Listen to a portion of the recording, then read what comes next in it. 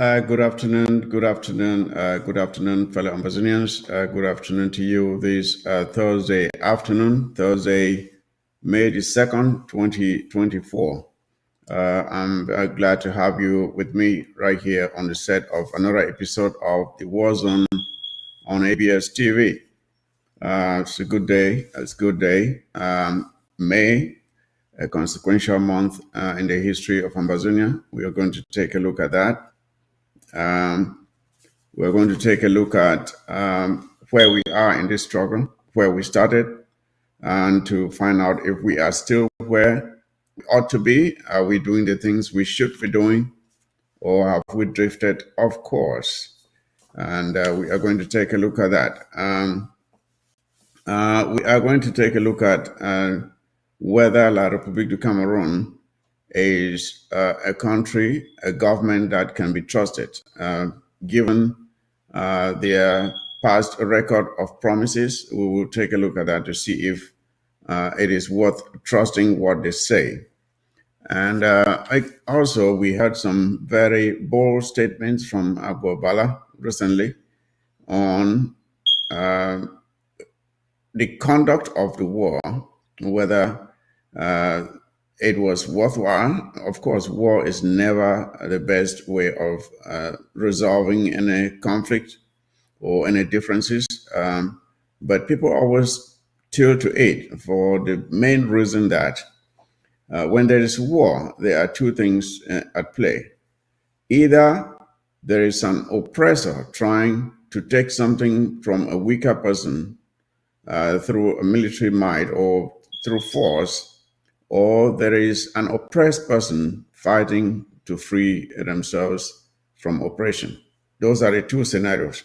Either there's an oppressor trying to subdue and subjugate a weaker person, or there is a weaker person trying to fight hard to free themselves from oppression. That is, when there is war, one of these two scenarios must be at play. So, fellow Ambazonians, again, I'm glad to have you here with me. I will be joined by Dr. Ngwambe, who will be joining me. As Naimbi is supposed to be joining me as well. She's a bit busy, but I'm sure she will make time to join us. She has a lot to contribute, especially as a mother. She has some words to say to our brave fighters on the ground. And also, Chairman Patrick will be joining us as well. We have these topics to discuss. But first, before the studio is getting ready to bring them in, I would like for us to take a bite at these few things that I have here. First of all, I'd like to extend a warm greetings to our brave restoration fighters all over the territory of the Southern Cameroons, from the Northern Zone to the Southern Zone. We say, great job, keep up the good work you are doing, and distinguish yourselves from those who have drifted off course and are doing things that are not commensurate with the objective that we set out to achieve, which is the freedom of the Southern Cameroons, to liberate ourselves from this colonial domination by La République du Cameroon, aided by France, of course. So I greet you all, brave warriors. Your job is well recognized and appreciated. The sacrifices you make every day are appreciated, and we cannot thank you enough for what you are doing to free homeland. And I want to emphasize here that when we look at other countries, developed countries, even within the African continent, we see that in most cases, there were sacrifices made for them to get to where they are. It is never a walk in the park. It is never easy. You have to fight hard and be tenacious. That means you must stay the course, be able to withstand difficult circumstances, because there will be times when you get up and you feel like it's already so hard. Can I continue? But when you look at what has already been sacrificed and what lies ahead, the only rational thing is to continue moving, to keep pushing, to keep moving and keep making the marching on to freedom. If you talk to those who have been through this process before, they will tell you that it is never easy, but the reward is always, always very bountiful. It's very bountiful. There's nothing as pleasant as knowing that you are free, a free person to make your own decisions, shape your own destiny, determine the kind of schools your children go to, determine, shape your own economy, develop your infrastructure, make sure that you have good health facilities, choose your own leaders, and have the right to replace them if they are not performing. These are things that those of us who have not experienced it may not really know how great it feels to know that you have the freedom to go out there and pursue your dreams. And one thing I have to say is this: it is so tragic when you see young men and women with a lot of potentials just wasting away, doing things that they should not be doing, like riding Okada. People with brains who ought to be doing things that will add value to the society and to their own lives. But because of limitations that have been placed on them by others, they are not able to rise up and achieve their God given potential. Not because they're stupid, not because they're lazy, but because the conditions on the ground do not allow them to really exploit all of their talents to the full potential. So that is what this is all about.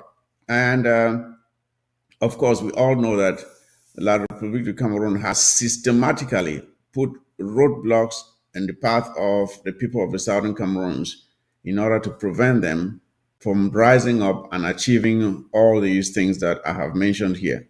It is deliberate, it was done intentionally, and with this month that is supposed to be a month where Southern Cameroonians are supposed to be going around maybe wearing black or something, because the month of May signifies the month of our betrayal, the month when we were betrayed and bamboozled and caged, and we are fighting hard to break free today and shedding blood, sacrificing treasure, blood, and human life to break free from this trap that was set, and our forefathers fell into it. So that is why I'm here. We will be talking about that at length during this program today. We also listened to the program that Comrade Chris had with Ambassador Tibonaj, someone who understands, has been around a lot of these conflicts and understands how they end or what it takes to achieve certain results. And he continues to emphasize that this struggle is ours to lose. If we should lose this struggle, it is because we did not make the right decisions. Justice is on our side. The case for the liberation of the Southern Cameroons has facts. It has facts. We just need to be able to come together, as he has said over and over and over again. We just need to be able to come together and present our case in a convincing manner with one voice, and the international community will have no other choice but to listen. So it is up to us, Southern Cameroonians, to be doing the right thing. And we have seen, when we say doing the right thing, we have seen some cases where some of our comrades and brothers on the ground have now turned to doing the very wrong thing, the very things that uh, we are fighting to free ourselves from the Republic of Cameroon, so that our people should not be exposed to such acts. And we have cautioned them, and we continue to caution them to change their ways, because this is not what the struggle was all about. And so, as I was saying, Ambassador Tibonaj, again, he has been talking to us severally on several platforms, and emphasizing on the need for us to be able to speak with one voice. It should not be a competition as to who has the loudest voice to speak on behalf of Ambazonia. If we all agree on the objective of the struggle, we should be able to put aside our own personal priorities and work for that singular goal of liberating our homeland. And then after, we can decide as to who becomes leader or not. But when people try to impose themselves and insist that it must be me, even when we have not yet achieved our freedom, it is kind of selfish, egoistic, and void of the demonstration of patriotism that ought to be the guiding character that leads every decision making of every Ambazonian at this point. We ought to be patriotic. When you're patriotic, that means you have to be selfless in your service. It cannot be because of you, but because of your homeland. That is what it is supposed to be. That's how it is supposed to work out. So again, while I'm going on with this discourse, I'm waiting on the studio to connect the panelists so they can join the show. So, fellow Ambazonians, you'll bear with me. We will have to keep on with these discussions and wait for the studio to do the connection. We're having a little bit of a problem, but it should be all right momentarily. Now, again, on the issue, the discussion that was given by Ambassador Tibonaj, I don't have to belabor the point. You have listened to him yourself, and it is up to us, those who are leading this struggle, to make the right decisions. Make the right decisions for our homeland, not to make decisions based on whether they favor you or not. Now, in other news, we have also been following what is going on in La Republic of Cameroon, of course, with regards to their so-called elections. And we have seen they have started already going around, sending teams to go around and trying to convince people to go out and register. Register for what? We don't know. Because, fellow Brazilians, we all know that since the so-called introduction of democracy in La Republic of Cameroon, which we all fought and paid and shed the blood of some of our comrades again, just to have that accepted. You remember when that started, there were marches, the CPD organized marches and said, Abat avec la multipartisme, down with multipartism. That is what they were singing at the time.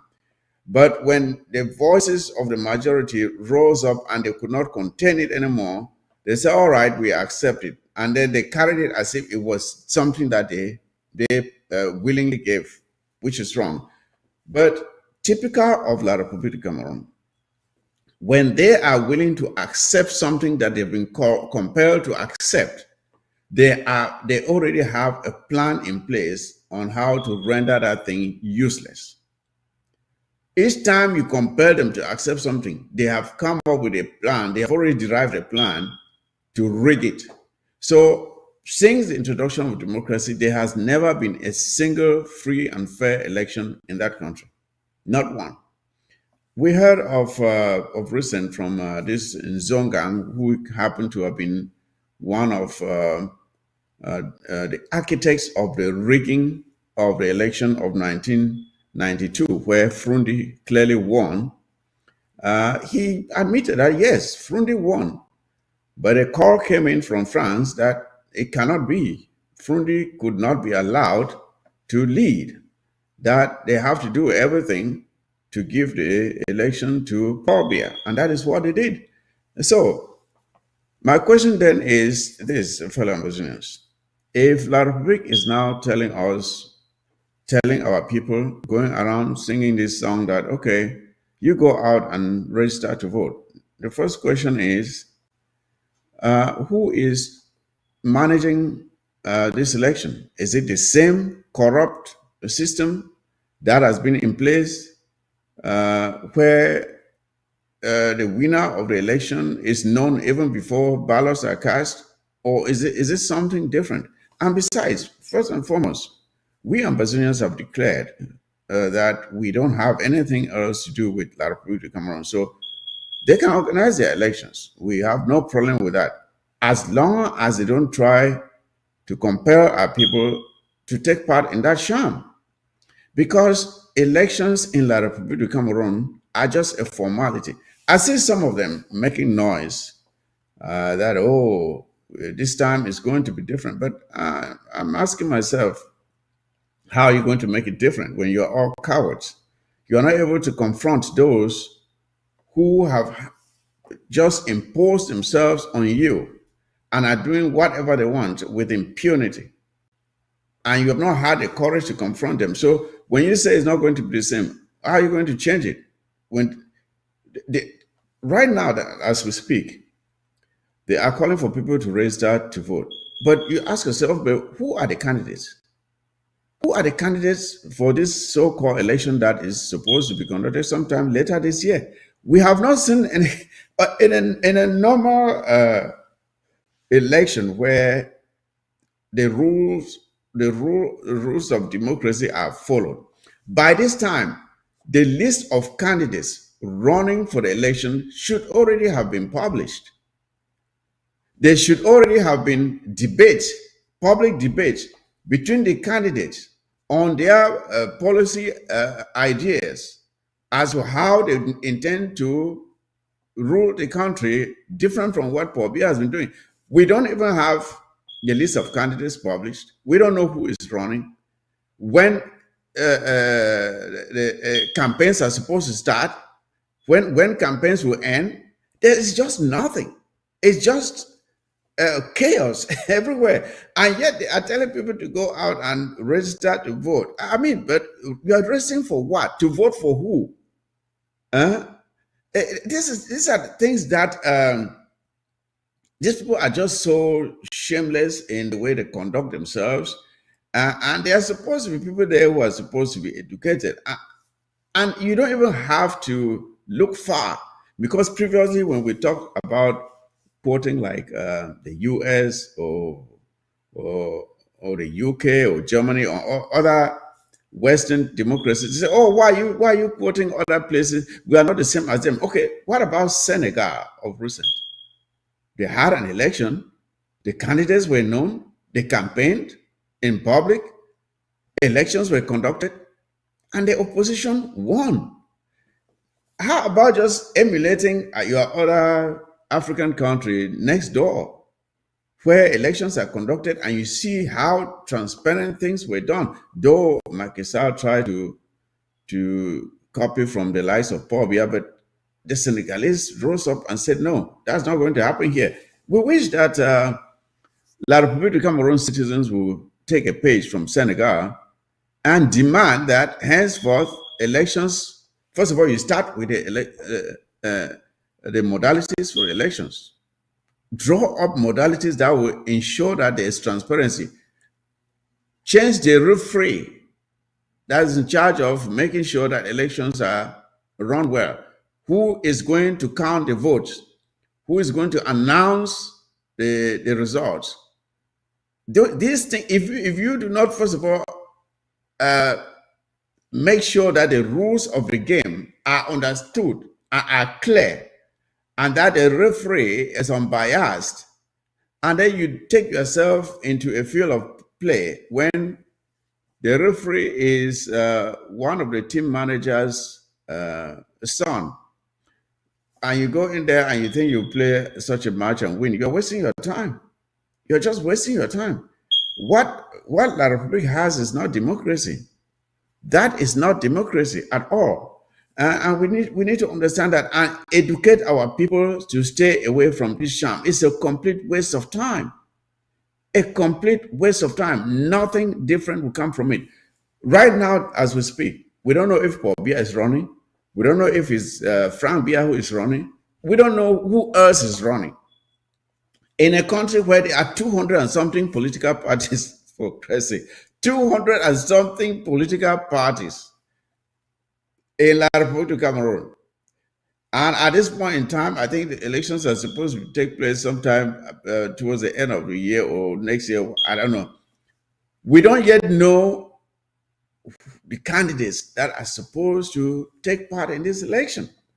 Uh, and there's just no information, and nobody's asking any questions. But yet, you see all these groups and of people uh, going up and down in the country, trying to encourage people to. It is just that idea which the La République du Cameroon is like it's like a duck under rain. You can have it. Rain can fall as much as it will not. It will not penetrate. The water that is supposed to be like democracy does not penetrate La République du Cameroon. They are impervious when it comes to the rules of democracy. It does not apply. They don't apply in La République Cameroon. So you can do whatever you want, but until you completely overhaul that system. I said, La République Cameroon is like a house whose foundation has been shot.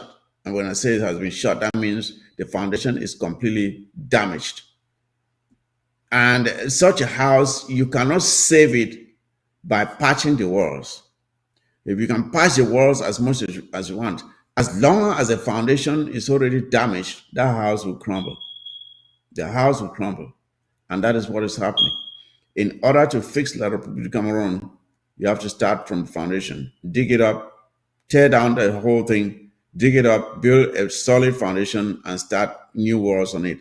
That is when you can have something good coming out of it. But with all these crooks and thieves and liars, manipulators who have held hostage that country, if you think something good will come out of it, I wish you luck. It will not happen. It will not happen. The people will continue to suffer. There's going to be the corruption will continue. All this unnecessary killing and the sacrifice of human blood. All these bad things that are happening in that country will continue to happen because this occultic regime that is sitting at the helm of things in that country, until the people rise up and get rid of it, they will continue to suffer. There's no hope for it. But good enough for the Southern Cameroon Symposium, we have made a decision that never again shall we allow ourselves to coexist with people whose moral compass is so low. Their idea of righteousness is so off course. They don't know what it means to do the right thing. They glorify evil and look down on righteousness. That is why they were calling us Anglophiles. You know why they called us Anglophiles? Because when we came together with them, when they were engaging in things like corruption and all those things, we would say, no, we don't take bribes. We don't do such things. And they call us fools because they thought that refusing to take bribes was a foolish thing. Being honest was looked upon as a foolish thing.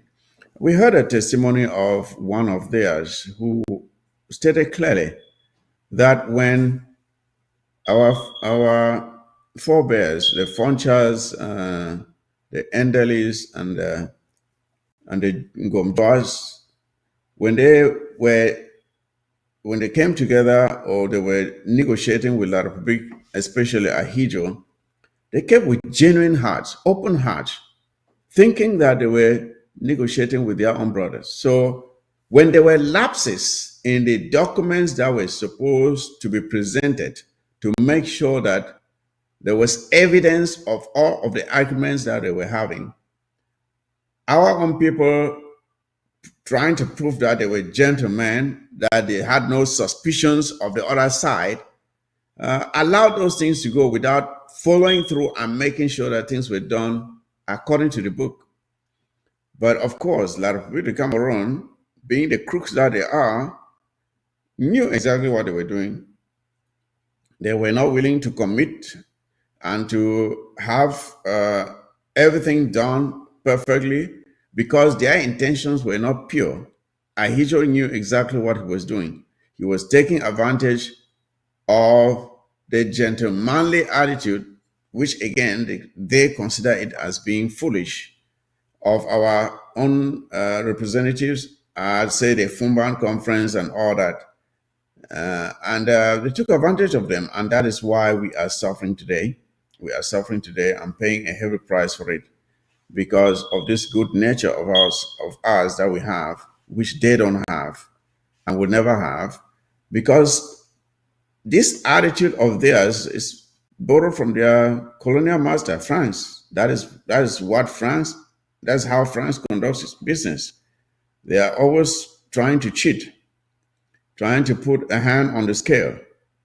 That is the way they are. And La République du Cameroon just copied from them. And they're doing the same thing. So again, I'm waiting for Dr. Ngwambe, Chairman Patrick, and Commander Naimbi to join me so we can digest the topics that I had outlined for you today. First of which was this topic about Agbobala, who came out again recently and was making some loud, empty noise about the fact that guns have failed and that we need to try something else. But the question is, what has he in stock for us? What is the alternative that he has? And when he's talking about guns have failed, is he talking about La République du Cameroon, or is he talking about the Southern Cameroons? And I ask this because we very well know that the war that we are in was never the Southern Cameroons and Tanzania never wanted war. It was brought on us. It was imposed on us by Mr. Paul Biya. We still have the video when he came to their airport in Simalen and declared war on the Southern Cameroons.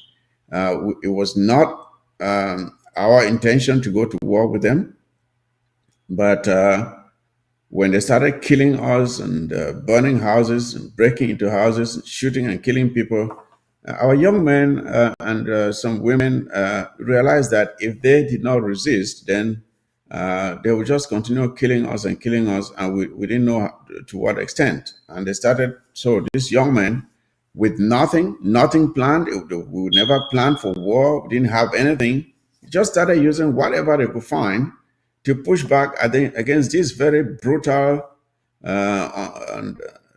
soldiers of La République du Cameroon, who are only trained to inflict punishment and death on innocent people. They don't know how to.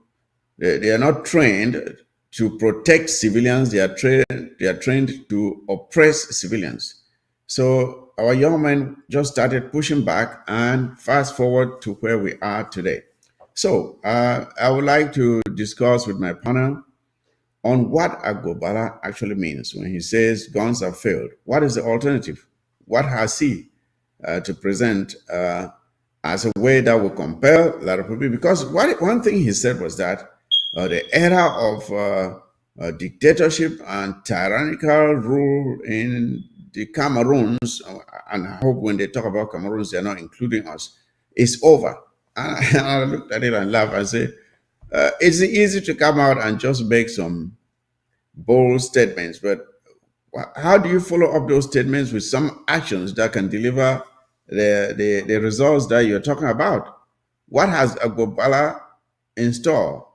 What will he do to change or to get those who have held that country hostage to give up? How is he going to get the Tanganyis and the Ngongos and all the other crooks and thieves from to give up power and let the people decide who their leader is? It is It is sad when people just talk for the sake of talking. And after making those statements, they just fade away because they can't do anything to support the statements that they've made. And that is where we are. But I would like to hear from my partner what they think about the statements that Abu Bala has made. And take note too that when it comes to that, the war, as it may be, it has claimed a lot of lives. It has claimed a lot of lives. In the absence of the resistance from the southern Cameroons and Bazonia, what conflict will we be talking about today? That is one thing that people always come out and say, "Oh, we're against this. We're against violence." And when people make this statement, I hope they are referring to La Republic of Cameroon, because the people of the southern Cameroons are not a violent people. We never chose war; it was imposed on us. But given where we are today, if we had not decided to resist the aggression of La République du Cameroon, would anyone even be talking of anything as grievances that ought to be addressed today? I don't think so. I don't think there will be any discussion about things that ought to be addressed at this point. So I'm glad that Dr. Ngwambe is in now. The issues at the studio certainly have been addressed. So I'd like to bring in Dr. Ngwambe, and I'm sure Chairman Patrick should be joining us as well momentarily. So Dr. Ngwambe, it's a pleasure to see you. Can you say hello to our viewers, please? Yeah, Kwefo Insignal, bro. My fellow Ambazonians, I want to greet you, especially those of you who are back home suffering the continued subjugation and the war that was declared on us by La Republique du Cameroon. You know, take heart. We're still together. We're still moving forward. I also want to greet our liberation forces, you know, and encourage them to keep up the good fight and to stay focused, and that we are with them and we are here to support them. There's a lot of we have to talk today. I just listened through most of your talking points covering what you listed on the flyer. So I'm looking forward to us having this conversation. Absolutely, absolutely, Dr. Gwambe. And I hope that Chairman Patrick will come in soon to join the conversation. Yeah, as I was saying, Dr. Gwambe, I'm sure you followed what Agbobala said. I would like for you to give our viewers your own take on what he said. Is there any Is there something he knows that we don't know? Does he have some people that are coming in to add some wind under his sail and bring about this change that he is so bold, he made so bold-facedly that henceforth the La Republique de Cameroon would no longer be ruled by the kind of tyrants that are ruling it now. What I see in store to bring about such a drastic change? I should say drastic because we know what that country is. You know, the unfortunate thing with Agbobala is that when I listen to him, I feel bad for our sister, Madam Kawala, because it's people like him who have frustrated the efforts of people like our sister, Madam Kawala, who, I mean, for those of us who know Kawala, Kawala is, if you ask me, she's one of those real ones who puts her mouth where politics is, and who puts her mouth where change is, and who puts their mouths where putting pressure, using peaceful activities to put pressure on the government and the ruling party to change. She is one of the real ones that does that. But Agbobala, where is he? We know Kawala is someone who has done protest in the streets, sit-ins, hosed by the La Republique in the Cameroon insecurity forces. They even kidnapped her once. La Republique du Cameroon insecurity forces kidnapped her once and hid her somewhere. Where was Agbobala? If you want to change a country and you are saying that war, right? And you don't want to go through war to do it, then you have to go through those types of activities in order to achieve the political change that you think you want to achieve. And the unfortunate thing is that Agbola, he's not ready to do that. And those who have been ready, like our sister Kawala, and she's done it, not just talked about it, but she's tried to do it. Look how she was treated. Did the people follow her? Unfortunately, they didn't. So when you see these things, you realize, this is why I always say that Ambazonians, we did not have any other option but to fight. We've tried. We have really, really tried. We spoke peacefully. We used the force of argument. We know our SCNC brothers, some of our grandfathers who were part of the SCNC and all those type of things. We know how they use the force of argument. We see how SDF tried to use the force of argument and try to get do things through politics. We've seen, again, like our sister Kawala, who has tried her best. And the politics through the ballot box, the politics through the force of argument has not worked. And I want to remind everyone, I don't know if for those of you who have some intellectual curiosity and you've tried to study a little bit on war, maybe you've come across the Prussian. Prussia is what we know as Germany. The Prussian, how can I call him? A philosopher, general. His name was Karl von Clausewitz. Yes. And he essentially said that war is politics by other means. Meaning that when you are unable to achieve some of your political aims, you've tried through negotiations, you've gone to the negotiation table, maybe you've built things out.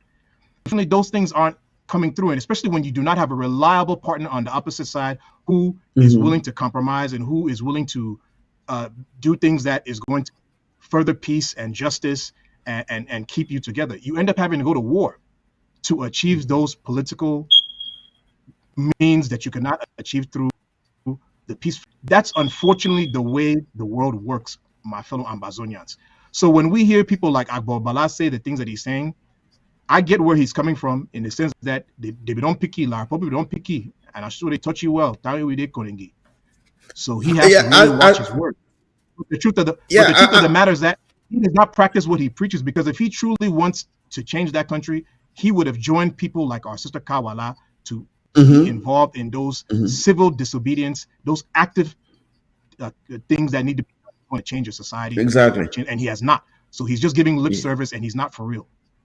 I don't count much on what he is saying, because first of all, as you have rightly said, whenever there is war, it is as a result of injustice unresolved injustice. That is what leads to war most of the time, because it is unresolved injustice, either on the part of an oppressor who is trying to subjugate and oppress a weaker person, or the weaker person or group trying to fight back at injustice from an oppressor.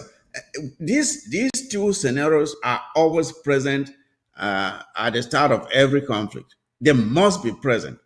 And given the situation in La Republic of Cameroon, as you have rightly stated, if Agbobala is saying that henceforth, the kind of leadership that we have seen in La Republic for all this time will no longer be the case going forward. My question then is, are there structures, are the existing structures in La Republic right now sufficient enough to deliver the kind of change that Agbobala is talking about? Or does he have something else in store, something that will bring about a drastic change of those structures that would then allow for the kind of leadership selection, which is normally done through elections, that will yield the result that he is promising here? What is it that he has that we don't know of? Is he counting on the same corrupt system, the same electoral process? If I to call it electoral process with a lot of reluctance, it's more of a selection process in La Republic of Cameroon, which allows for the cronies of the government to be selected, and then they put a fake stamp of elections on it, and they deliver it to the people. What is going to change? What has changed that will that will give the people the assurance that the results that Gobala is talking about will be achieved? Well, Doctor. again, let's look at what people have actually tried to do. The SDF has been inside of Parliament, right, for a long time. What private member bills were they ever able to table? It's not possible because Dictator Biya, La Republique du Cameroon, and the CPDM rigging machine have put in place a system that ensures, especially at the parliamentary level and even at the Senate level, but I'll talk about the Senate level, later if it comes up. At the parliamentary level, where if you don't have your own kind of coalition group, I think it's like 15 members or something like that, you all can rally together and be able to block bills or present bills. If you don't even have that number of opposition parliamentarians in the parliament, you're never going to be able to stop CPDM from doing what they're trying to do. And furthermore, the CPDM parliamentarians that are in there, they're all working on what they call party politics, right? That means they stick together. That means even if they're burning down Palais de Congrès and they're in it, they're going to stick together and they're not going to, come up with anything that says, go and call the fire brigade to come, especially if Dictator Biya has told them not to do it. You understand? So that's the way politics also works back in La Republique du Cameroon. And then again, I still have to go back and reference our sister Kawala's own experience in politics back home. I mean, I remember watching her and she narrated a story about how when she ended up winning, I think it was it a council seat or some seat she won in Douala, and because of her exposure from being abroad and the things that she's been doing, she has projects that she wanted to carry out, while she was a council woman. And please, if I'm not stating what position she had that she was elected to, someone please correct me. And when she tried to bring those things, the CPDM people who were there, they blocked her. And they blocked her primarily because they wanted to be able to pinch money from it until maybe the project wouldn't even be able to work. And then when it came time for elections to come around again, the CPDM rigging machine fell into place and she lost that seat. Not through any fault of her own, and not because she was a bad candidate, and not because she had tried to do things. It's just because the CPDM rigging machine is that capable. And because of these experiences that she has had, in addition to what the SDF, Aramundam, Joyas Party, all these political parties, all the mischief that they have gone through in that country, you begin to realize that the ballot box is not the route to political change in that country. It is I not. mean, I know I've been seeing on some of the local TV channels back home, they keep talking about people should massively vote, all kinds of things like that. And they're even disparaging our sister Kawala because of the things that because she's saying she doesn't believe in the ballot box. But you have to ask her, but is she wrong? Is she wrong? We are in this situation because La Republique du Cameroon is not a reliable partner for progress in the society. They're not a reliable partner for good governance. All they care about is being in power so that they can continue to engage in this, their what is the term that they use? In short, where they allow the head of the country, of their political party, to be able to line the pockets of his supporters, and then they end up not doing anything that's good for the people. And when you're in a situation like that, you end up pushing the people's backs against the wall, and the people are going to rebel. Right now, Ambazonia is in its own liberation struggle because we've had over 60-something years of failed promises, failed political aspirations, the violation of the federal constitution, the violation of our sovereignty, all these things that La Republique du Cameroon has done to us. And when we tried to resolve it through the ballot box, through peaceful means, people like Agbobala were jailed because of it. So we have no choice. Politics is another, war is another form of politics, but you're doing and again, like you rightly said there, you see, the system that has been put in place is one that is supposed to guarantee the results that they already want.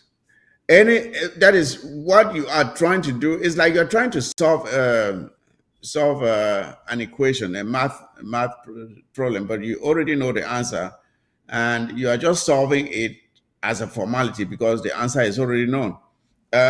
What La Republique is doing is just trying to satisfy a known or to satisfy or to provide a road to a destination that is already known.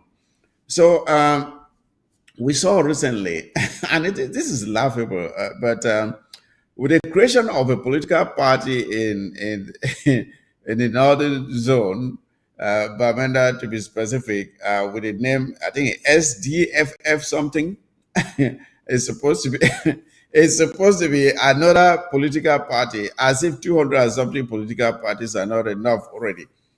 And the funny thing here is when a party is being launched, normally the whoever is launching the party is known, comes out and makes a grand announcement, and there is normally an occasion where people come and they witness the launching of the new party. But till now, we don't know who owns this new SDFF something that they have created. And why is it that it is coming from the government itself instead of coming from the party that is being created? I didn't hear it say from the maybe the secretary general of a new party announcing that okay, we have created this party, it's been approved, and this is our headquarter. We did not hear that. We heard that I think it was a Tamanji who sent out something. The announcement is so shady, and the owners of the party are not known. The manifesto of the party is not known. We don't know if the party has any members, which is not very strange in La Republic of Cameroon. And it underscores again, Dr. Ngwambe, what we are saying here.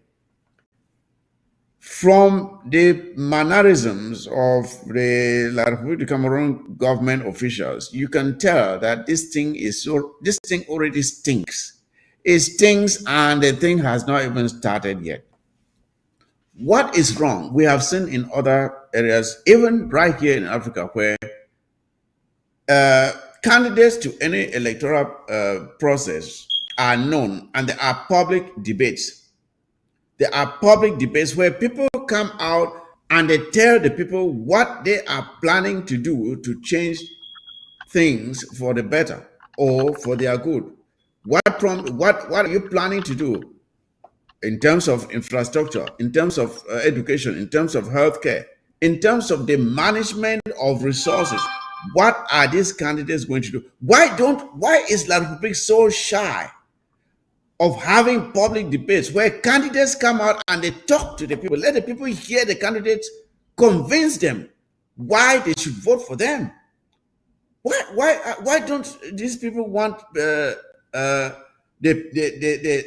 electorate to hear from the candidates what they are planning to do if they are elected into office? Dr. Ngwabe, is there something that is so peculiar with the kind of democracy, and I've said democracy in quotes here, that is practiced in La Republique of Cameroon as compared to other places? Well, I mean, ultimately, when you look at it, they just never shook off the one party system that they adopted, right? That they ended up that they pretended that they were getting rid of back in 91, 92. They just have never shaken that off, and they're just continuing with it. With regards to this, with this new party that you were talking about, I think it's called Social Democratic Face Front. I think that's what the name of it was on that communication. You know, that the guy who did that, you know, you just realize that he's just trying to benefit from some name recognition and to probably cause some confusion, because in all honesty, he should really have not named his party that way. But at the same time, I think I read an article or some communication from him where they were asking him about why he did that, and and it appears that this guy who, if I can, I was trying to find his name before I speak into it, but it appears that the guy who has formed this Social Democratic or Face Front, what is it again, Matt? Social Democratic Face Front. It seems as if he possibly was a former SDF member, and because he was not happy with the selection process for I guess maybe the chairman position, or even maybe to even be the presidential candidate for the party, he, out of frustration, he decided to form his own. And things like that happen when I was watching Nigerian news, and they were talking about how you can tell if a party is practicing democracy within its own ranks. When they get into political power, they will continue to practice and embrace democratic practices when they're leading the country. And I just think of SDF. Every time when I heard that, I immediately thought of SDF and, of course, CPDM, because these are two parties who they don't really practice democracy within their own ranks. And when you don't practice democracy within the ranks of your own political party or the ranks of your own organization, what guarantee is it that when you get to power, you're going to continue to embrace democratic principles? And the other thing that's going to happen is that you're going to continue to bleed members who will go and form factions like we're seeing in this case. Maybe we can assume that, I mean, let's say this guy genuinely out of frustration, he went and formed this party. And of course, Republic du Cameroon is going to take advantage of that because they know it's going to help to cause confusion. But that's because the political parties haven't realized themselves that they need to create some semblance of a fair process within their own organization so people can actually compete for the leadership of their organization and see some advancement within the organization, so we don't see this people breaking out to go and form different organizations. That's point number one. Point number two, factions. We have factions in our liberation struggle, and you're always going to have factions or breakaway parties, even when you have your country and there are different political parties. So one of the ways that you could probably fix this situation, because I read a little bit on European politics. In some European countries, especially the Scandinavian countries, Denmark in particular, and even here in California, they kind of have a similar thing where they call it first past post, where the people who get the top two vote getters or three or four vote getters, they actually get a seat inside of parliament.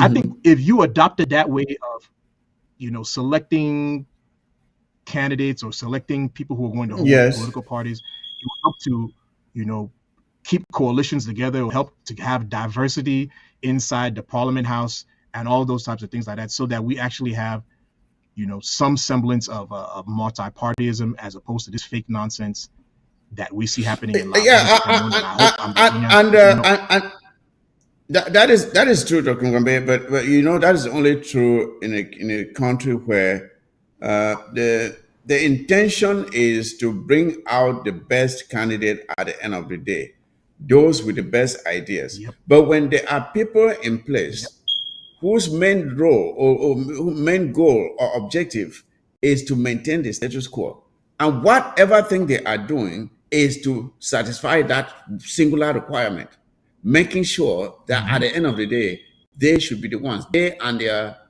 friends and party members, whatever, remain in place. So everything else is preconditioned on having that result. And when you don't, when anything that goes out of it, like true representation, making sure that the best candidate with the best idea wins, it's not attractive to them. So until you completely tear down those structures that deliver such mediocrity, you will never be able to succeed. And unfortunately, the only way of doing that now is through violence. It's through violence, because when people just sit there and you try how long have we had democracy? Since the 90s, and it's still the same guys running the show. They are into their 90s now, and they are still sitting there. When you are a young man and you have grown all your life to know just these people, and you see yourself wasting away because of their poor leadership, and you decide that, okay, I'm going to push them aside, and they start calling you terrorist or this and that. That's how war comes about. I'm glad to see Chairman Patrick. We were about to go on to the next topic, but I'll give him maybe a minute or so to, I'm sure he's been listening to our discussion, to make his own comments on this topic, where Gbobala is promising that henceforth things will not be the same in La Republic of Cameroon, but we are asking how. Chairman Patrick, can you come in and let's hear what you think about this? Thank you so much, Comrade Mike, and thank you again for inviting me to your show. I've been listening to what you guys are saying, and I think we know how that La Republic operates, and it's a moment for those who want to create relevance for themselves to start talking. Because at this particular point, if the opposition, if the people of La Republic really have any iota of understanding that they want to change what is happening in their country, it's a moment for them to come out and have a coalition. Because with 250 political parties, which maybe 140 or 45 are like CPDM proxies, there is no way anybody will ever talk of an election in that country. Somebody like Agbobala, I think he's been a little dormant for a few years now, and for them, they have this understanding that if they, as uh, indigenes of southern Cameroon, they come up and make some noise, somebody might listen to their cry and say, "Oh, we Hmm. want to put an Hmm. phone, as they call it, as the Hmm. president. Maybe it might stop what the agitation has been for the past 7 years." But it Hmm. is a matter of a moment for every La Republic citizen to step up and say, this is a moment we want to change our country, we want to build a new country for our children. If not, they are going to regret this for another 7 years. But when Hmm. it comes to the Amazonian people, I think we all understand that we have, let me say, a year and a half to demonstrate our resolve that we really want Amazonia to be a free nation. A year and a half is long enough. If we make sure this election doesn't happen anywhere close to our borders, then we Hmm. have demonstrated what we have been fighting for the past 7 years. And it's going to, like Comrade Chris said last time, this is going to be more like a referendum to the Amazonian people and for La Republic to understand that they do not have anything to do with us. So this is Hmm. the moment, and anything La Republic is not something that we're even going to be wasting much of our time about. Because last election, their so-called leader, he went out just once and he went to Garawa. He was there for maybe 43 minutes or so, and he spoke for Hmm. maybe 5 or 7 minutes, and he promised he was going to go to Boya. He did not go. How can Yep. somebody win an election without going out for any campaign? But you guys, I mean, we have seen this, and this game is not going to happen in Amazonia. Or if the La Republic citizens want to change a country, they should put a stop to this nonsense. And that is the problem. You see, a guy goes out to, so he was supposed to be campaigning. I think he got so exhausted he could not stand it. He could not stand the stress of going around again, and they simply took him home and maybe to some hospital. Because, like you rightly say, he was supposed to go down to Boya, but he ended up not going, and that was the end of it. And with the flawed system that they have there, you see, there are some people already sending out information about Frank Bia and so on, the other candidates have not even been known. That means you are already going. You have started running the race before others even line up to run, which is unfair. Again, like you rightly said, I think whatever Agobala is saying is very much self-serving. That's the final thing I would say. Agbobala is simply trying to serve himself. It has nothing to do with the liberation of the people. He is just trying to get attention for himself, maybe for whatever he's aspiring for. That is it. So let's continue with the next topic I would like for us to talk about is this one about us refocusing on the objectives of this struggle. We have seen, especially recently, though this habit has persisted for quite some time, but the past months and weeks have demonstrated a complete abandonment of the objectives that we had outlined for ourselves in this struggle, which was the liberation of the Southern Cameroons, the upliftment of our people, and making sure that we provide to them a better alternative than what the Republic has given us all these years. And throughout this period, we have seen several groups operate on ground zero.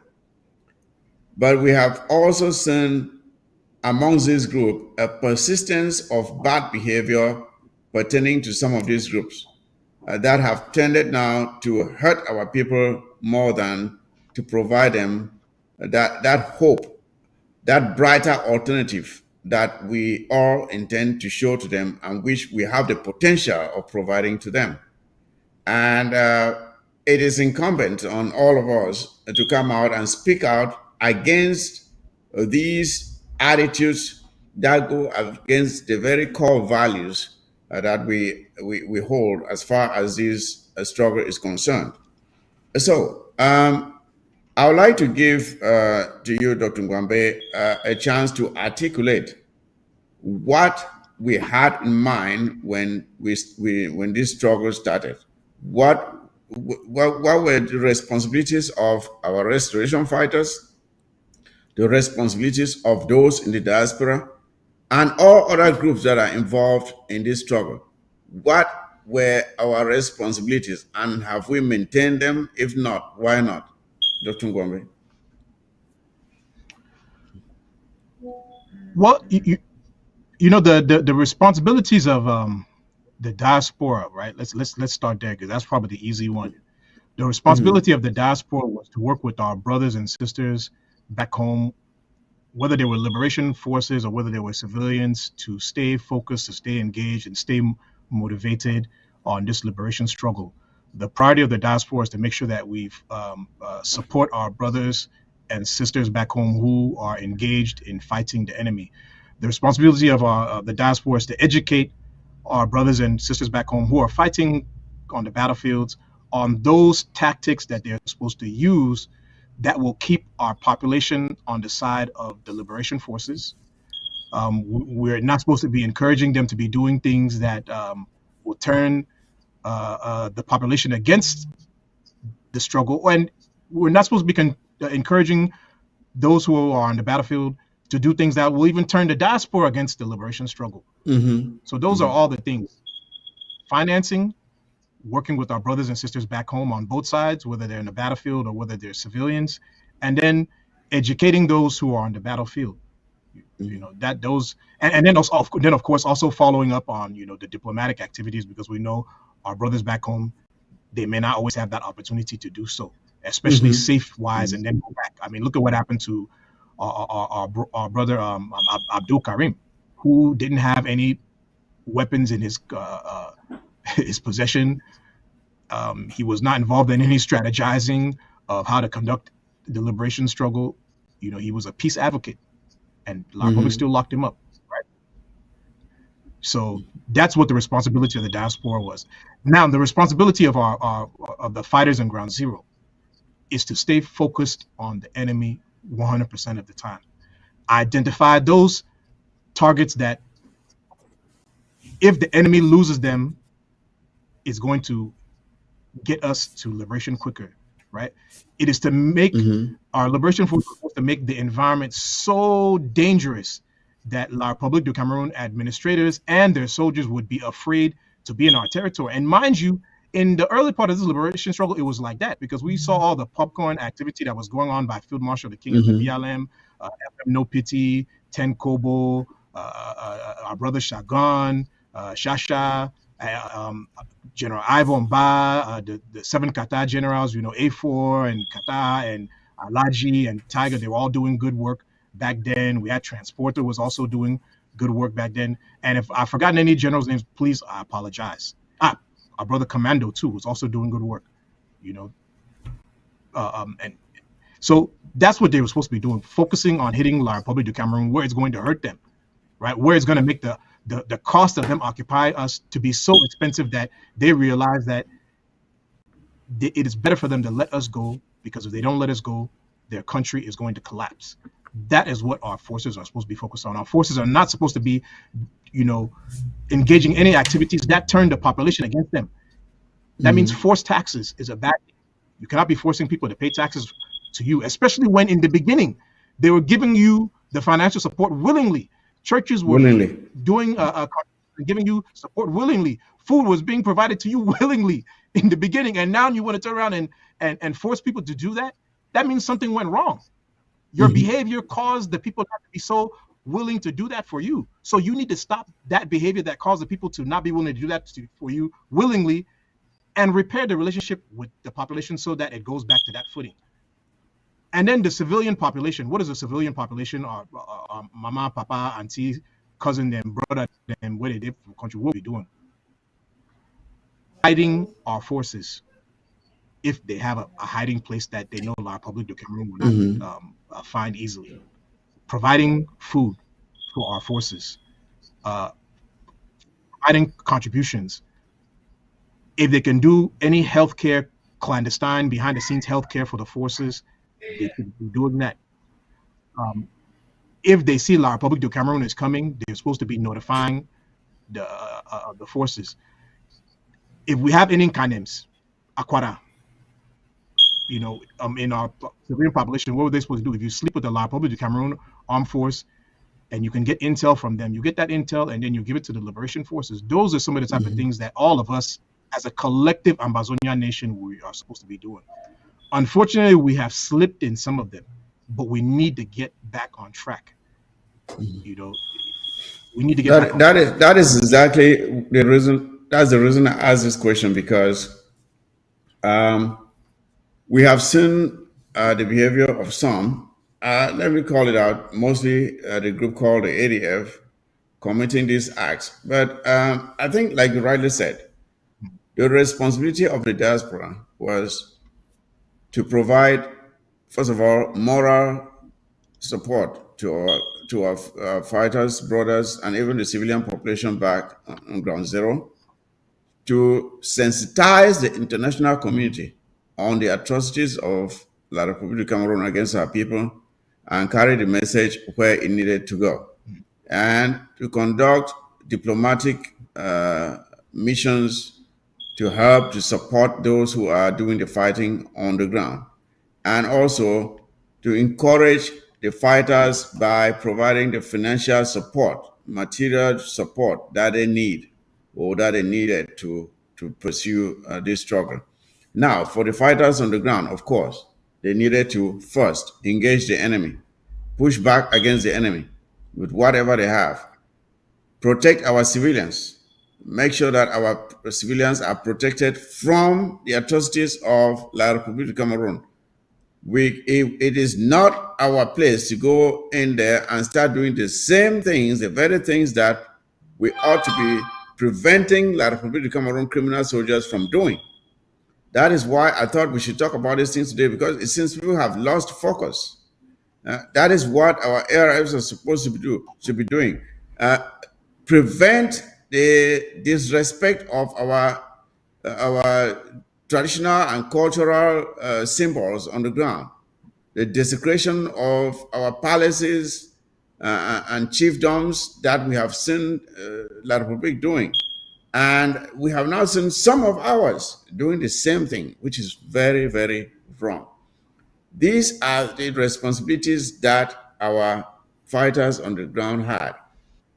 Push back against the enemy, protect our civilians, let them know that you are there for them, to protect them, and then they can in turn make sure that you too are safe. That is the relationship that our fighters are supposed to have with our civilian population, not the one where you now turn around and you become the oppressor. That is wrong.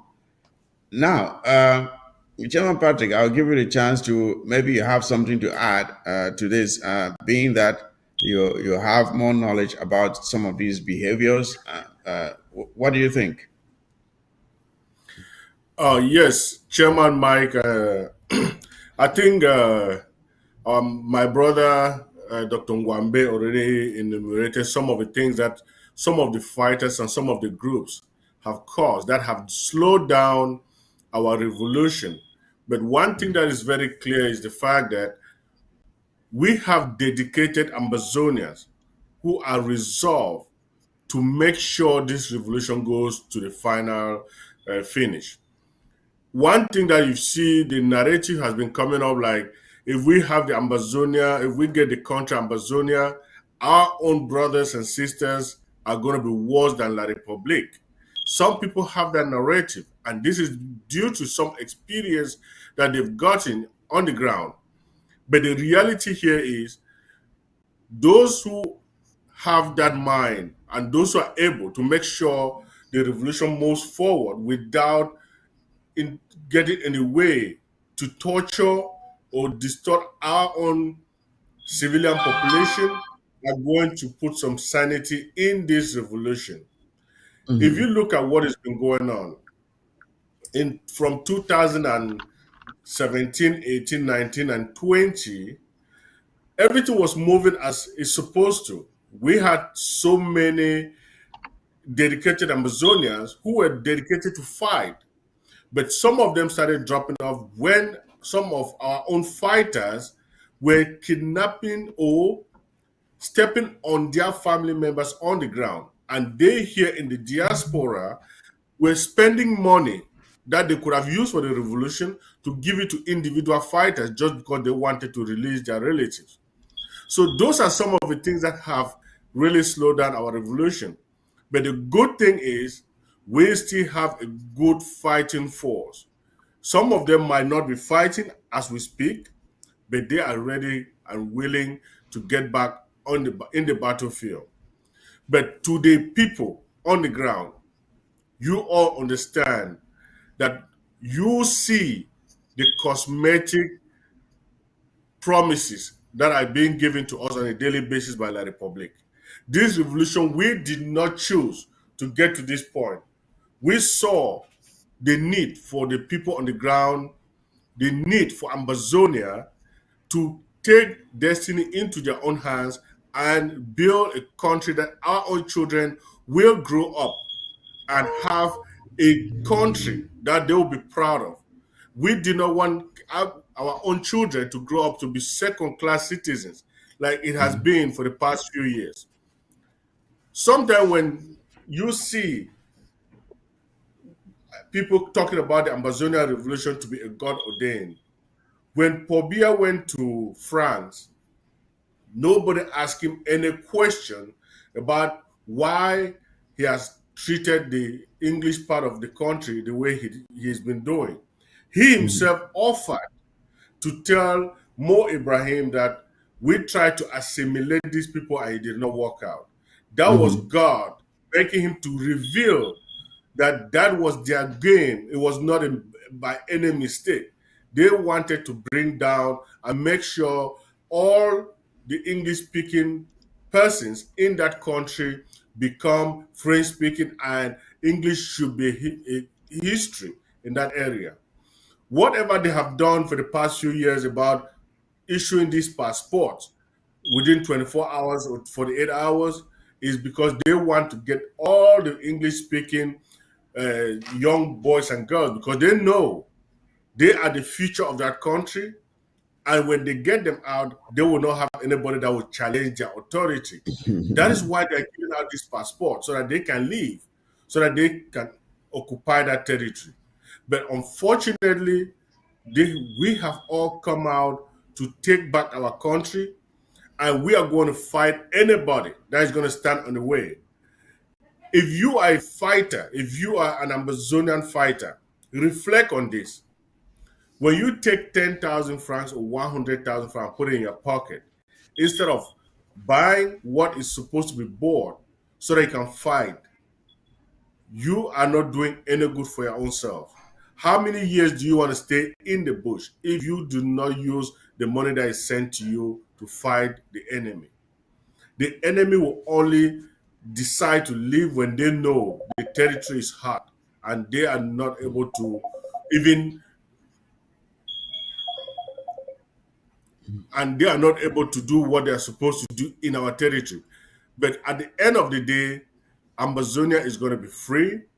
Those rogue agents or groups that think they are going to use all kind of tactics, torturing our people and trying to extort money from our people, they are not going to succeed. Because the reality here is, look at the Ambazonian revolution has been financed for the past 7 years by the diaspora. But if any group is in the diaspora, their leadership is in the diaspora, and the diaspora population cannot give them finances to sponsor their forces on the ground, then something is wrong. You are not going to people that are staying home for weeks because of lockdown that you are imposing. You're expecting them to pay for a war that they are already paying with their lives. So this is what is supposed to be in the minds of every Amazonian fighter and everybody that is on the ground. We want to make sure we get all those who are standing in the way of the Amazonian revolution to understand that we want to win our fight, but we are not going to tolerate any nonsense when it comes to people trying to torture our own people. Because this fight is to save and to put some sanity in the minds of Amazonians and to create a nation that people are going to respect the law and people are going to be treated like first class citizens, where they have the right to decide who rules, who governs, how their finances or how their resources are managed.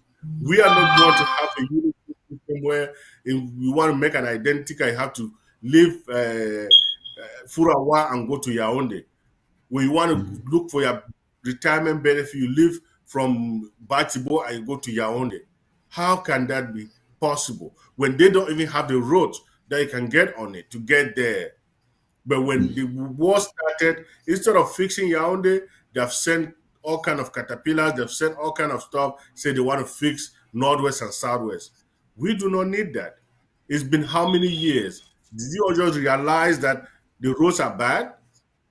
How many years when I was president of that country, you could leave Bamenda within 50, 20, 30 minutes, you're in Bafusam. But since the 90s up to this moment, you can't go anywhere. The roads are You can't. You not can't. And it's so shameful that I think we saw the French ambassador or something coming in to pretend that they wanted to now do some developmental projects in the northern zone or for all this time. So it's only during elections that you feel that you can carry out some projects. But as you were saying, the good thing about the misbehavior of some of these supposed fighters on the ground is the fact that just as our people rose up against La Republic of Cameroon, the people are rising up against them and chasing them out. And in the days ahead, that chasing out of the rogue elements will continue until we sanitize our fighting forces on the ground, as we've said. This will continue, and there are efforts ongoing. Some are beginning to lament, but the lamentations will not change anything. These rogue elements either will change their attitude or they will be chased out. That is it. We will not allow them to destroy what we have fought for, sacrificed for. We lost a lot of great fighters, a lot of great young men and women have perished for this war, and will not allow the greed and selfishness of some crooked individuals to spoil it for the rest of us. Dr. Ngombe, I don't know if you have something else to say about this topic before we transition. Well, I mean, ultimately, what is there is that this is and I've said this before, this is the people's liberation struggle, right? This struggle started because of the people, and the people have a right to recalibrate their struggle. So if there are any forces or if there are any organizations that are mistreating the people who we are fighting for, if there are any rogue fighters or organizations that are treating the people with the same kind of bad behavior that La Republic did against us, which caused us to get into this fight, then the people have the ultimate authority to recalibrate and remove those forces and bring sanity back into our liberation struggle. And if the people can identify those movements and those fighters who are there to protect them and who are willing to stand up for them against internal evil enemies, then the people should align with those people, should stand with those people, and let us work together and reset this the struggle and remove those who have been doing unnecessary mischief and turning everyone against the liberation struggle and against our good fighters. That's my final Thank word on you. this Thank you very particular much. I think our people are listening, and those who have been engaging in this bad behavior are listening, and either they will change or they will be chased out. Now, let us take a look at the month of May. The month of May is a very consequential month in the history of the Southern Cameroon and Tanzania. It happens to be the month when the so-called referendum the sham that took place on May 20th, 1972. This month of May brings us those bad memories of that experience. And leading up to the 20th of May, I think Ambazonians should all be prepared and should all be ready, since we have already, for the past years, declared that this day is never to be celebrated anywhere in Ambazonia. But La République du Cameroon always tries to insist and to compel or to try to compel us to celebrate a day that is supposed to be a day of mourning. Chairman Patrick, what message do you have for Ambazonians listening to us now? How they need to conduct themselves from this moment leading up to May 20th, the day when we were completely made fun of and treated as fools, when our people were compelled to go out and cast ballots that bore the insignations we yes, well, yes, and we, right? Yes, and we. And there was no option given for our people to say, no, we don't want this, completely making a fool of us. And of course, one of the reasons, again, why they call us Anglo fools, because they think we're too stupid. What message do we have for our people leading up from this month of May, leading up to that day, the 20th? All right, Chairman Mike, I think this is a prelude to what is going to happen when they have their elections. And every single Amazonian should understand that the leadership of the struggle are going to sit down. They are going to decide how many days lockdown is going to happen in Amazonia. And when that happens, we are going to make sure that is enforced to the highest level.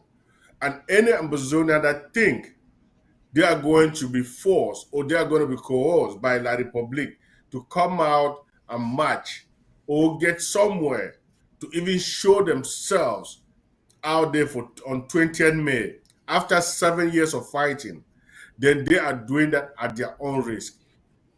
The reality here is the Ambazonian Revolution is not a political fight. The Ambazonian Revolution is something that is inborn, is ingrained in the minds of every single Ambazonian.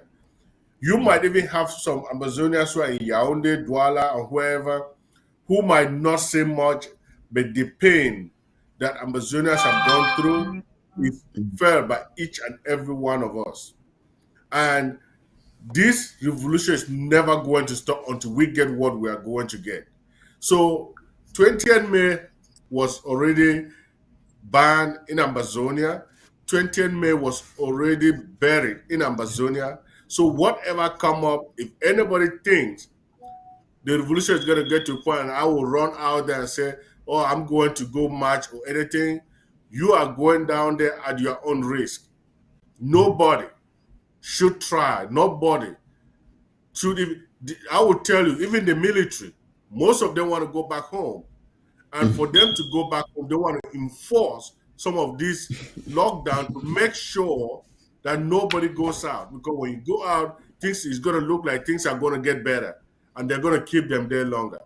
The military will also kill you because they want this war to be over so that they can go home.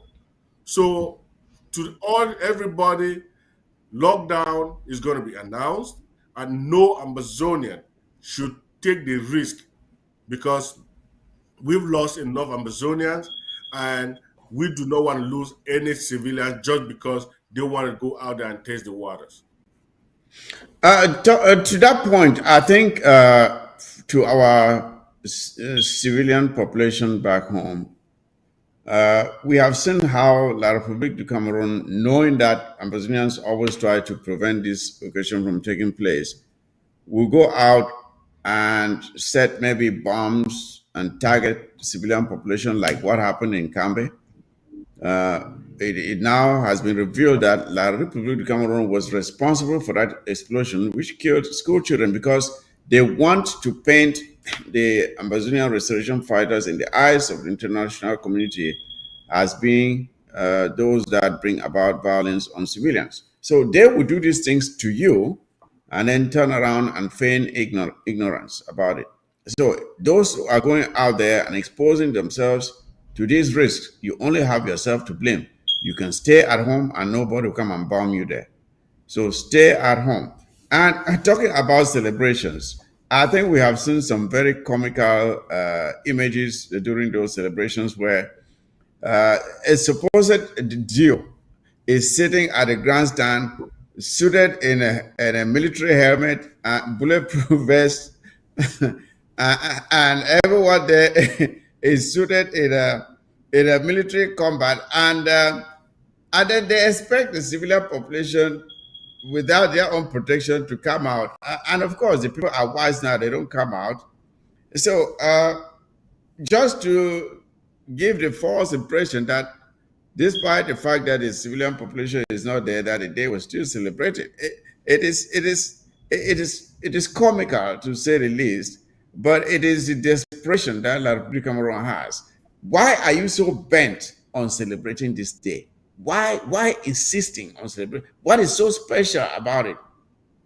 It is because they know it is based on a lie, and they want to continue to perpetuate that lie and to give the false notion that this is something that should be celebrated, but when it is something that we should really be frowned against and ignore. Dr. Gwambe, you have seen some of these very funny images. So you know that Mike,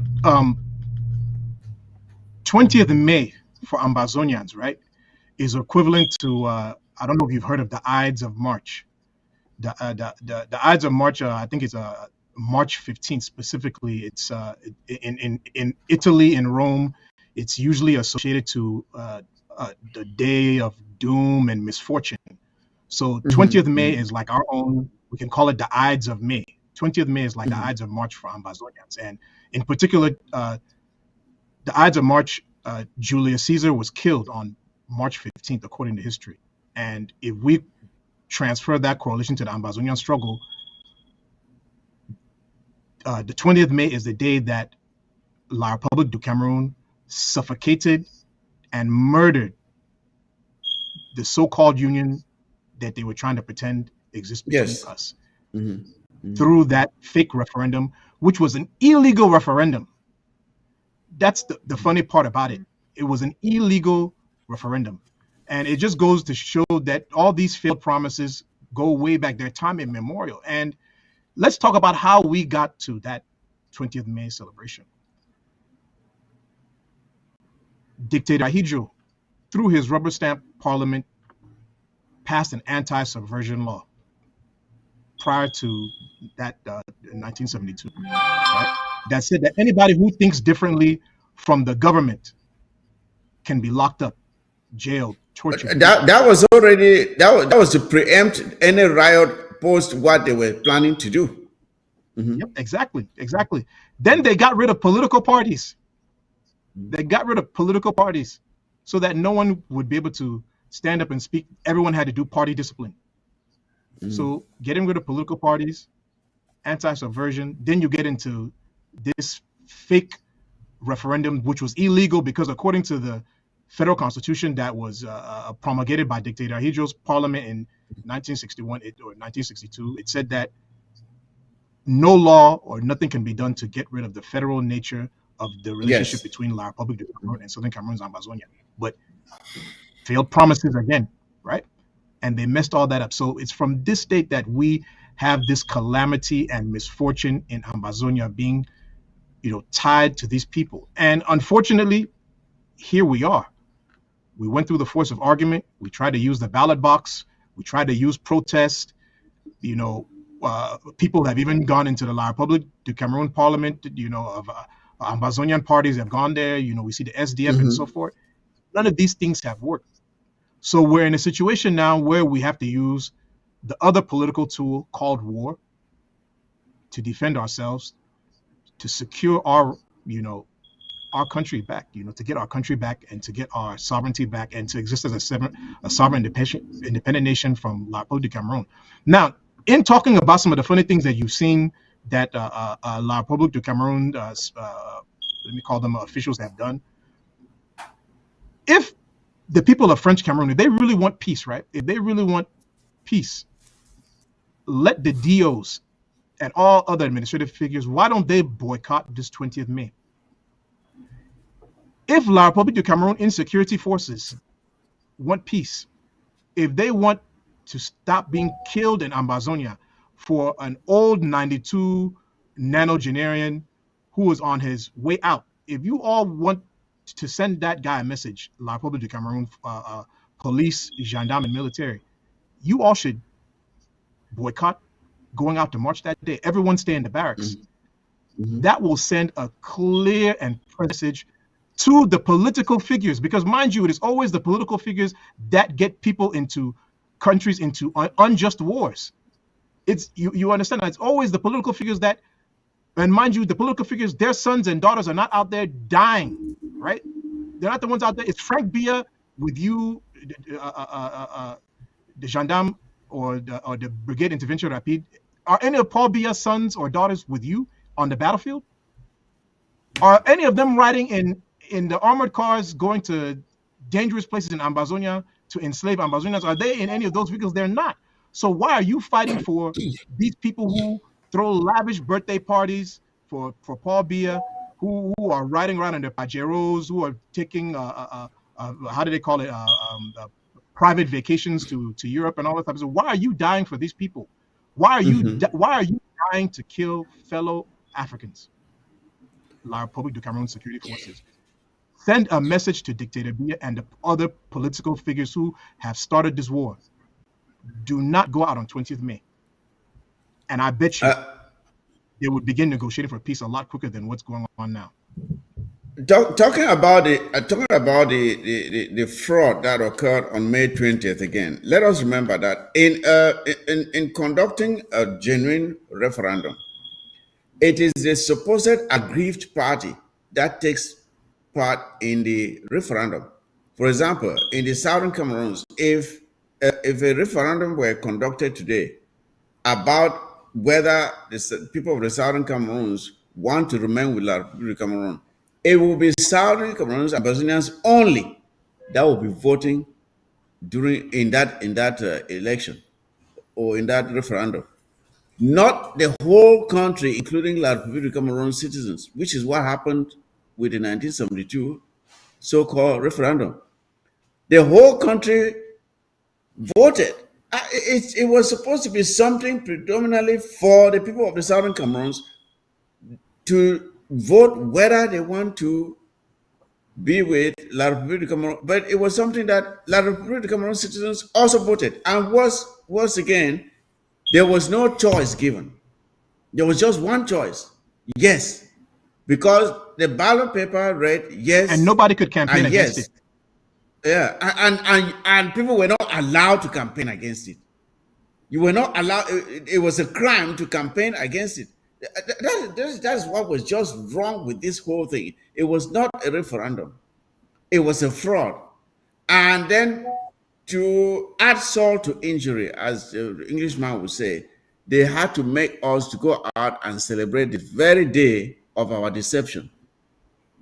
The very day our hands were tied. I mean, what a mockery. What humiliation that once every year in May we are made to go out and celebrate the day we were captured into slavery. It should drive anyone crazy that you are as you have been put, you have been captured, and you are a slave. And each day, you as a slave, you are made to go out and celebrate the day you were taken in as a slave. That is basically what it means. And I want to say this: if there was ever a time when change could have occurred in that country, it was a time when the SDF was flexing strong. The SDF had a good number of representatives in the La République du Cameroon's parliament. Frundi was powerful. When he spoke, people listened. If there was a time that change could have come to that country, it was then. If change did not come to that country then, forget about it. Forget about it. When it comes to us and La République du Cameroon, the period when change could have occurred in that country has passed. It is time You know, for us to go our separate ways and La République go their separate ways.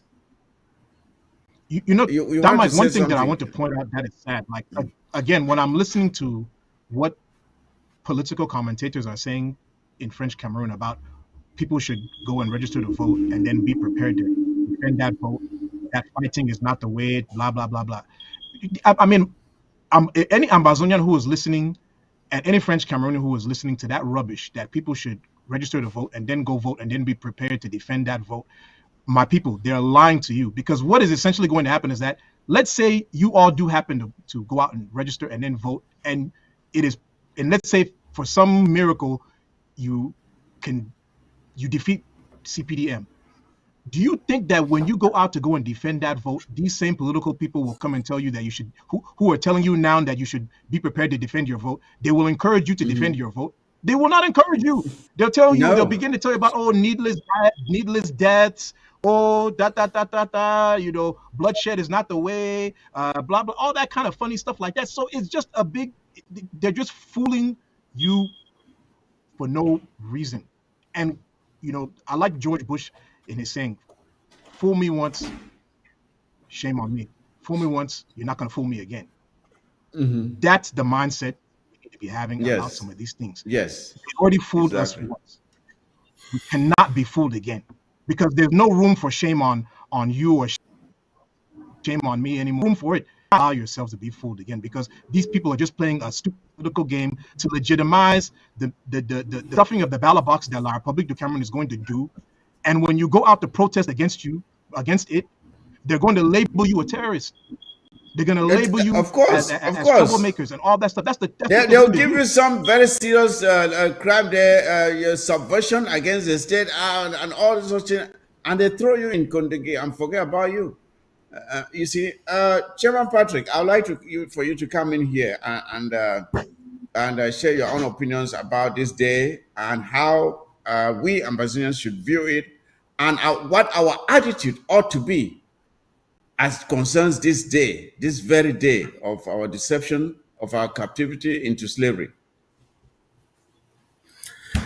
I think after these 7 years of the education and rejection of the La Republique, 20th of May, if I were in that position as every Ambazonian, if all the leaders could have come together, we would have made it a day that each and every Ambazonian, even if you are in your house, get a black dress and wear it.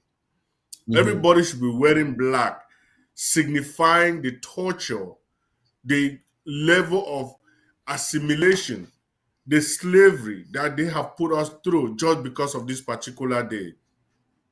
And one thing that somebody wrote the other day, and I was just wondering, they keep up telling this is a country with a leader.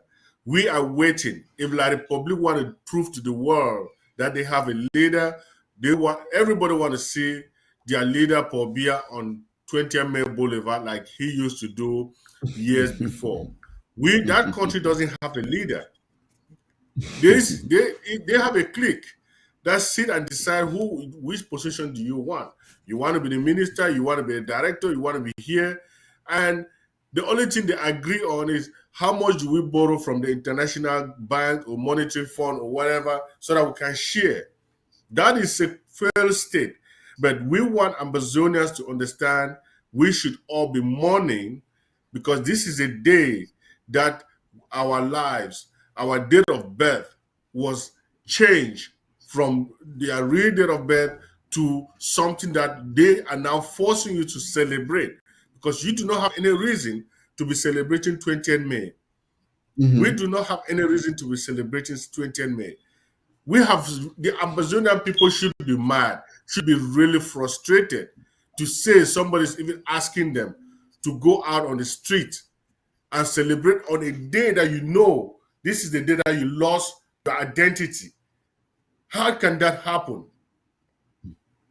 Right now, people have their rights to stay in their home. If somebody comes and gets you out of your house, that's a different question. But for you to take yourself that you want to go celebrate 20th of May, that would be a mockery on us, because they have insulted us. They've called us 2 cubes of sugar. They have done everything. Every demeaning adjective have been used on Amazonia. Right now, they even call her Noso. I don't know what Noso is all about. But at the end of the day, it is all on Amazonians. It is in our hands to decide what we want to do. And we want to demonstrate that we are not going to be forced. We are not going to be pushed like they've done for the past 50, 60 years. Right now is our time to say enough is enough. And Amazonia is going to stand its ground with whatever decision that we take. People should wear black. And if you even want to go to the bathroom behind your house, you should have a black dress on to show that you are mourning this day that was imposed on us, and we became slaves, became second-class citizens in our own land of birth. Yeah, thank you, Chairman Patrick. Like you rightly said, if someone has to compel you to celebrate your own birthday, then there's something wrong with the celebration of that birthday. I've never seen it. I think people are always very happy to celebrate their birthdays. But if someone else is compelling you to celebrate it, then there's something in it that benefits him than it benefits you. And that is what we want our people to understand. This day is not to be celebrated in any way, shape, or form. It is a day that we should use as a day of mourning, a day of regret, a day of lamentation, and a day when people should renew their anger against the aggression, colonization from La République du Cameroon. Let us now look at something that has been happening. For quite some time now, we have talked about these guys who were deceived to go to a so-called DDR center. And we cautioned them severally that, look, you are submitting yourself to a situation that you will regret later. Because we know La République du Cameroon to be people who cannot be trusted. Just as we are saying here, you cannot trust La République du Cameroon. You trust them at your own risk. And these guys kept on going to the DDR center, but we are now seeing some of them coming out and speaking out and lamenting. And I really encourage and at least appreciate those who have the courage to speak out now, saying that the so-called DDR center is a scam. It's a scam. There's nothing there. No promises that were given to you will be fulfilled. As a matter of fact, I think we saw one of them who was thrown in jail. He was thrown in jail. He was lamenting while in jail. But we want these boys, but some knuckleheads, unfortunately, some of them are right here in the diaspora, deceived these young men to go and submit themselves to La République du Cameroon, and they are being held now, which at the end of the day, many of them will be killed, and some have already been killed. I don't know what other advice, Dr. Ngwambe, that can be given to other fighters not to follow this example. Of course, they too have seen these videos. They have listened to the messages coming out from these DDR centers where this boy, even as recent as maybe 3 weeks ago, we heard from Nasri Clovis lamenting the treatment of bike riders in Kumba by the colonial police and gendarmes. And he is supposed to be someone that should be pointing to us the good work of La Republique de Cameroon. He was lamenting and saying they are treating people badly. But this is someone who has been the spokesperson of the so-called DDR inmates. What message do you have for them and for those who may have still been thinking of doing the same? Well, I mean, the unfortunate thing that is there is that, I mean, we already know La Republique du Cameroon's history, and our brothers who may be thinking about or who have turned themselves into the DDR centers. I mean, we already know who La Republique du Cameroon is, right? These are people who, first of all, they don't even have the resources because they've mismanaged the economy of their country. So they don't have the resources to even recruit so many people into the civil service and give people employment. So what more of you who is surrendering yourself to the DDR center, what are they going to do for you that they can't do for people who didn't pick up arms to fight them? I mean, come on, think about the common sense behind that. Furthermore, we know and we have brothers and sisters who, when they needed to take a break from the liberation struggle, instead of turning themselves into the DDR center, they went to other places and integrated themselves into those other places, and they're biding their time, and they can do what they need to do without going to the DDR center.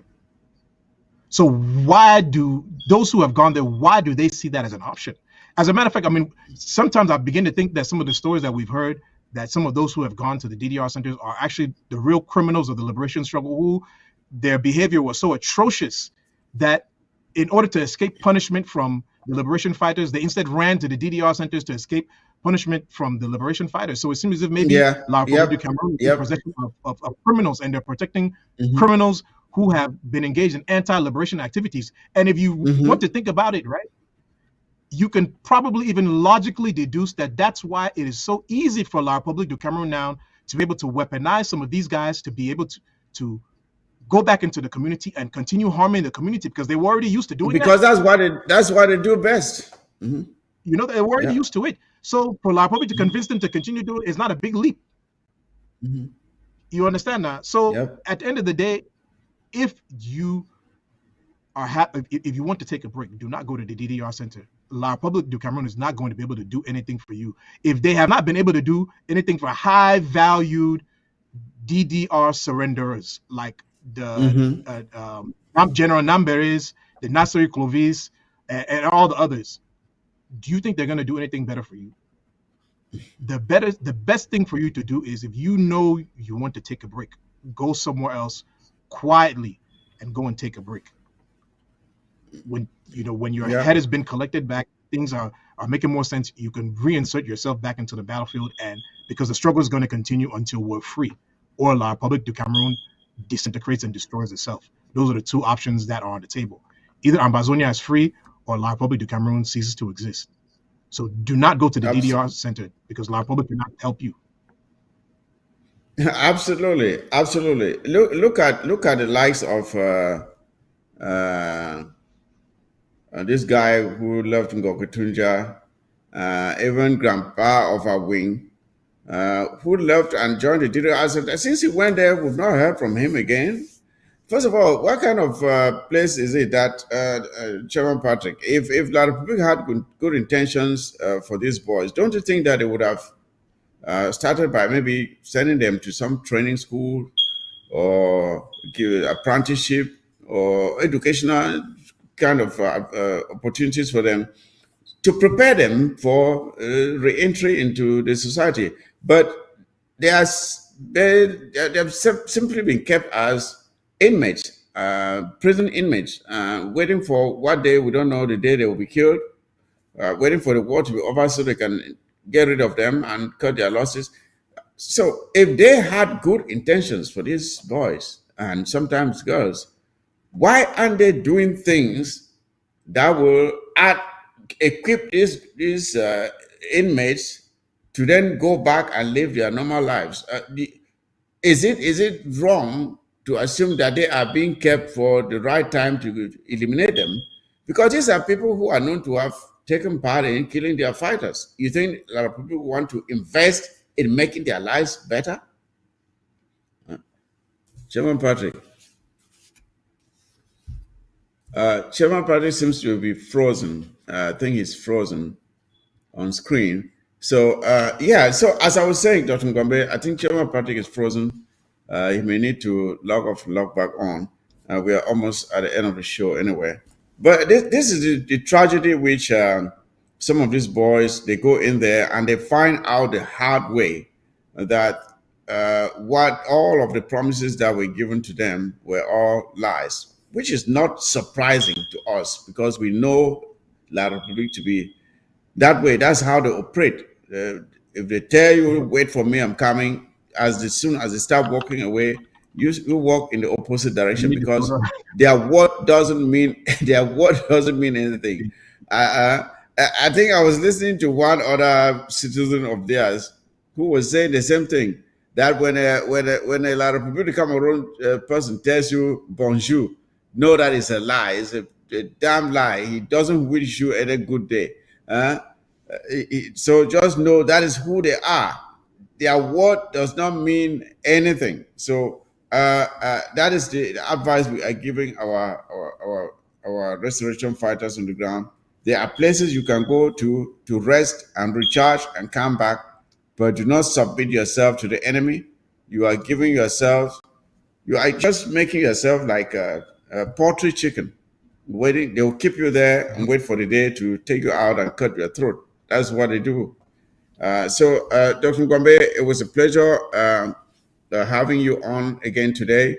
We have talked about quite a few things. Agbobala's hot air, where there's no there. It's more a self-serving statement he meant. He doesn't have anything that will bring about the results he's talking about. And of course, the month of May, that should completely be a month where Ambazonians stay alert, but they make sure that there is no celebration because there's nothing to celebrate in May in Ambazonia. Nothing. On the contrary, it is a period when we should, a period of reflection, a period of mourning, a period of resistance against the colonial domination of La République du Cameroon. And of course, refocusing on the priorities that we established for ourselves at the start of this conflict, making sure that we are doing those things that should be done, treating our civilians well, very important, providing the resources and the support to our ARFs on the ground so that they can do what they need to do to defend our homeland, our resources, our infrastructure, and above all, our citizens. So if you can make your final statements, and we'll call it a day until next week. Yeah, Tom, Mike, thank you so much for having me on your show today. I also want to thank the producers of ABS TV for making it possible for us to be able to come and talk to the Ambazonian people. And in particular, I want to appreciate the Ambazonian man, woman, and child, and especially our liberation forces. We are still on track. Our liberation is assured, especially because we are willing to defend it. Freedom and victory is only for those who are willing to defend it. And because we're willing to defend it, it is ours. To French Cameroonais, I'm going to quote my brother who put a comment here on the comment section that says, Brother James Tata, he says, political change in Cameroon can only happen through open war against CPDM. Unfortunately, that is the truth.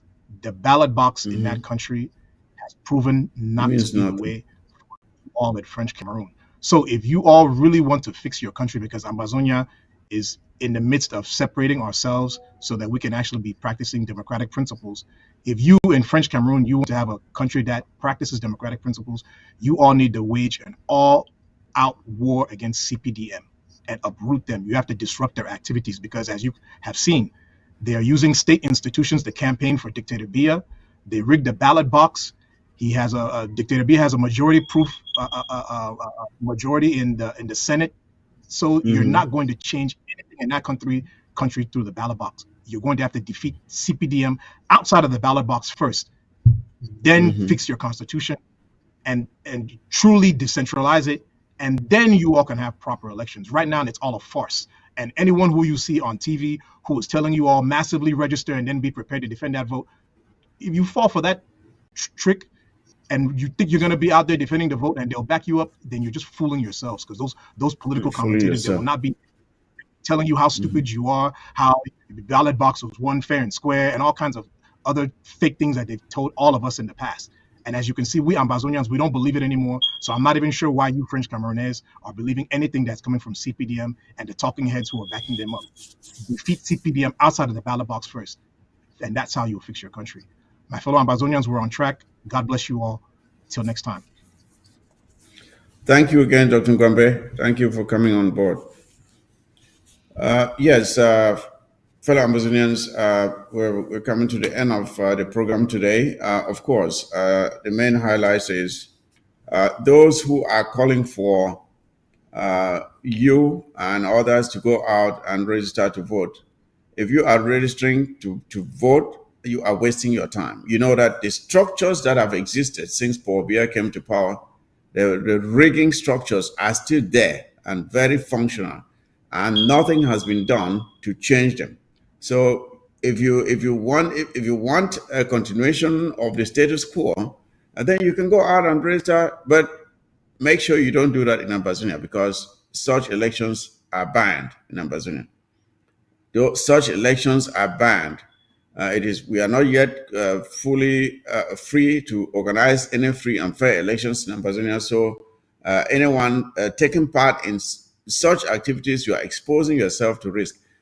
That means you should stay away from any campaigning, the transportation, delivery, setup of any campaign material, or parties, holding any parties, campaign parties, and all that stuff. All those activities that are related to any elections conducted by La République du Cameroon are banned in Ambazonia. You know that. Not to talk about anything that has to do with the celebration of 20th May. All those things are prohibited. We have said it again over and over again. If you want to go out there and expose yourself and to be hurt for no reason, the choice is yours. The choice is yours. No one is compelling you to do it, but the choice is yours. Those things are not allowed until Ambazonia is free.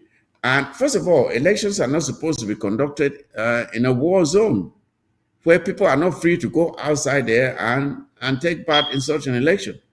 Ambazonia is at war, so elections are completely not allowed in a war zone. So take note of that.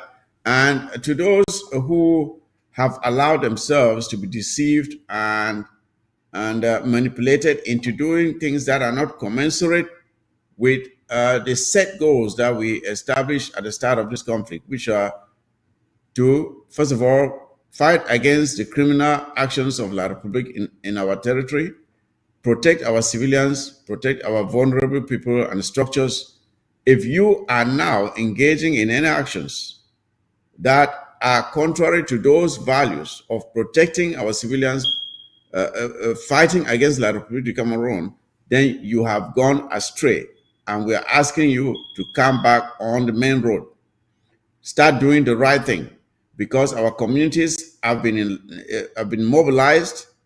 They have been given the right information to identify those who are doing the wrong things, and they are ready to rise up and chase out rogue elements who are instead hurting the population instead of protecting the population. So those are the messages I want for you to carry home today and to share with others. Fellow Ambazonians, it was a pleasure having you again on another set of The War Zone here on ABS TV. I would say take good care of yourselves and each other. And with that, The War Zone is out. Good night.